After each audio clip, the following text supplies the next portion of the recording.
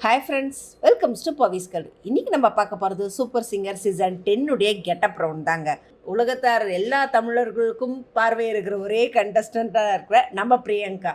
அந்த பிரியங்கா பாடின பாட்டு தான் இன்றைக்கி நம்ம பார்க்க போகிறோம். அதாவது இந்த சாங்கை ஸ்டேஜில் இவ்வளோ சூப்பராக பாடுவாங்களா அப்படின்னு எதிர்பார்க்கவே முடியாத அளவுக்கான ஒரு பர்ஃபார்மன்ஸ் தான். பிரபு குஷ்பு அப்படின்னு சொன்னாவே நம்ம எல்லாருக்கும் ஞாபகம் வர்றது சின்னத்தம்பி படம் தாங்க. ஆமாம், சின்னத்தம்பி படத்தில் இருந்து நீ எங்கே அந்த சாங் வந்து சொன்னாத்தா அவங்களோட ஒரு ஹிட் ஆஃப் த கலெக்ஷன், செம சூப்பரான சாங். அந்த சாங் தான் இன்றைக்கி அவங்க ஸ்டேஜில் பாடினாங்க. இன்ஃபேக்ட் இந்த படத்துக்கு இசை நம்மளோட இளையராஜா அவர்கள் தெரியும். ஆனால் இப்போல்லாம் படம் வந்து சாங் கம்போஸ் பண்ணணும்னா ஃபாரின் போகிறோம், 10 நாள் ஆகுதுன்றாங்க, 1 மாதம் ஆகுது அப்படின்றாங்க. ஆனால் இந்த படத்தில் இருக்கிற எல்லா பாட்டையுமே வெறும் 35 நிமிஷத்துலேயே கம்போஸ் பண்ணவர் அப்படின்போது அந்த பெருமை நிஜமாக நம்மளோட இளையராஜா சார் இருக்குதாங்க.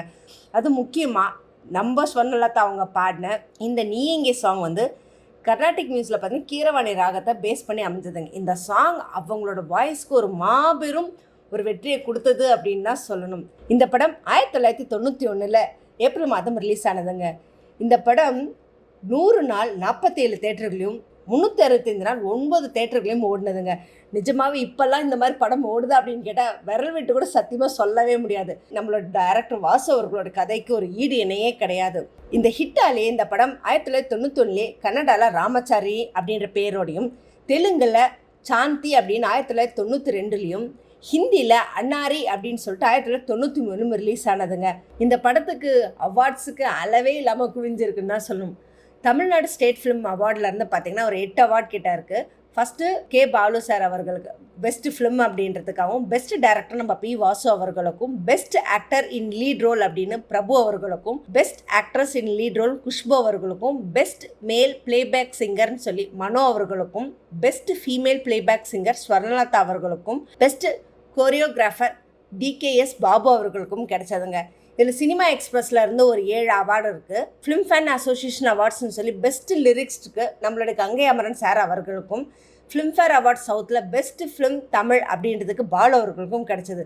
ஸோ இத்தனை அவார்ட்ஸோடையும் தாங்கியிருக்க அந்த படம் அப்படின்போது இப்போ வரைக்கும் நமக்கு எல்லாருக்கும் பார்க்கக்கூடிய ஒரு விஷயம் தான். ஏன்னா அந்த காலத்தில் இருந்த அந்த ஒரு லவ், ஒரு ஹை ரேஞ்ச் லோ ரேஞ்ச் அப்படின்னு இருந்த அந்த லவ்வை ரொம்பவே அழகாக எக்ஸ்ப்ரெஸ் பண்ணியிருப்பாங்க. தங்கச்சி மேலே வச்சுருக்கிற பாசத்தை எல்லாத்தையுமே இதில் நல்லாவே நம்ம பார்க்கலாம். முழுக்க முழுக்க இந்த படம் பார்த்தீங்கன்னாவே கோபிச்செட்டிப்பாளையம் ஏரியாவை ஃபுல்லாக கவர் பண்ணி எடுத்த படம் தாங்க. ஸோ அவ்வளோ ஹிட்ஸும் இவ்வளோ ஒரு ஸ்பெஷாலிட்டியும் கலந்த இந்த படத்தில் இந்த பாட்டு தான் நம்ம பிரியங்கா ஸ்டேஜில் பாடினாங்க. இதில் இன்னொரு விஷயம் என்னென்னா, பிரியங்கா பாடினதை பார்ட்டிசிபேட் பண்ணியிருக்கிறத பேஸ் பண்ணி இலங்கை வடக்கு மாநிலத்தை சேர்ந்த அவங்க கவர்னரே அதை வந்து வாழ்த்தி பாராட்டியிருக்காருங்க. நிஜமாகவே இதெல்லாம் வந்து ஒரு பெரிய விஷயம் தான் சொல்லணும். இதை கேட்டதும் பிரியங்காவுக்கு ஸ்டேஜில் கண்ணே கலங்கிருச்சு. சித்ராமா இதில் இன்னொரு விஷயம் சொன்னாங்க, கவர்னர் அளவுக்கு நம்மளுடைய நிகழ்ச்சியை பார்க்குறாங்க அப்படின்னு நினைக்கும் போது அந்த பெருமை எனக்கு ரொம்பவே சந்தோஷமாக இருக்குது, மனசுக்கு பெருமையாகவும் இருக்குது அப்படின்னு அவங்களும் அதை பதிவு பண்ணியிருக்காங்க. இந்த நிகழ்ச்சி வெறும் கவர்னர் மட்டும் கிடையாதுங்க, உலகம் இருக்க எல்லாருமே வந்து பிரியங்கா மேலே அப்படி ஒரு இதோடு இருக்காங்க. ஸோ பிரியங்கா எந்த மாதிரி ஒரு நிலையை அடைய போகிறாங்க, டைட்டில் வின் பண்ணுவாங்களா இல்லையா அப்படின்னு நிறைய விஷயங்கள் ஓடிட்டுருக்கு.